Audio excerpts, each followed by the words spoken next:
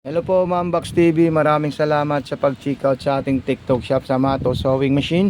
Ito po yung order niyo po sewing machine. Ito po yung freebies nating wire, yung transformer, yung bobbing, needle at saka sinulid. Okay, so maglalagay po tayo ng sinulid po ma'am. Ito po yung sweep stick natin ma'am. Ipapatong natin sa likod doon sa may bobbing wendiran. Dito po siya ma'am, ayan. So dyan po natin siya ma'am ilalagay po ma'am, ayan. Lalagay ko lang pong ganyan po ma'am. Okay. Tapos magsi-set up na tayo ng wiring diagram sa ating unit. So unang-una po ma'am Box TV, ito po yung saksakan natin ma'am. Tapos ito po yung kasama niya. Dito po yung sa likod. At yung wire ng ating transformer, isasaksak natin sa regular outlet natin. So ayan na po siya ma'am. Nagkaroon na po siya ng source or power. So ang gagawin natin, maglalagay na po tayo ng sinulid mula sa itaas papunta sa karayom at yung sa bobbing kung paano po ma'am. Okay, so una ito po yung sinulid natin ma'am. Indikit natin siya ma'am. Step 1. Tapos kailangan maipit po dito ma'am. Ayan, step 2 pataas na po siya.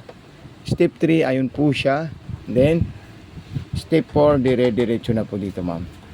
Pagkatapos ipapasok na natin yan sa butas ng karayom po ma'am Box TV. Okay po ma'am Box TV, yung sa ilalim naman po, ayan po, i-press natin yan. Tapos ito po yung bobbing natin ma'am. Tapos ilalagay natin siya ng ganyan. Tapos ipapasok natin dito. Ayan, so thank you so much kay ma'am Box TV. Ayan, i-offer natin yan para makain niya po yung sinulid. Ayun po silang dalawa. Okay, so nagsama na po sila. Tapos papasok na natin yan sa likod. Ganyan lang po siya ma'am, sasarado natin. Okay, so magte-testing na po tayo ng mga tela natin. Okay po ma'am, so ito po ma'am yung mga stitches natin ma'am. Kung ano po yung gusto nyong tahi, dito lang. Start button, speed control, tension, reverse, ayan. Aging ang ginagawa natin, yung panggilid, panglaylaya ng tela. So ayan po siya ma'am, napaka-solid at napakaganda. Okay, so double zigzag, ito naman po siya. Number 6 yung double zigzag natin ma'am. Ayan. Lahat po ng design ng ating unit, lahat po yan gumagana po ma'am Box TV. Lahat po sila gumagana po ma'am.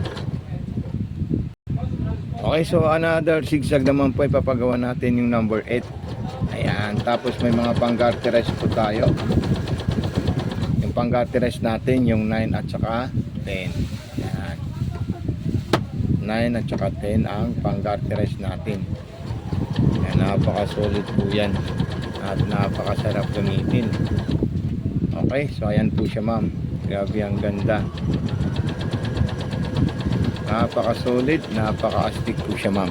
Then sa button holder naman po tayo gagawa ng iba pang design natin. Ayan.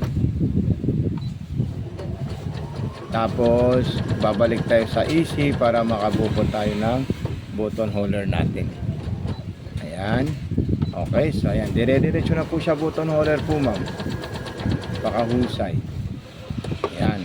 So ito na po siya ma'am Box TV. Maraming salamat. God bless and more power po. Thank you so much po ma'am Box TV.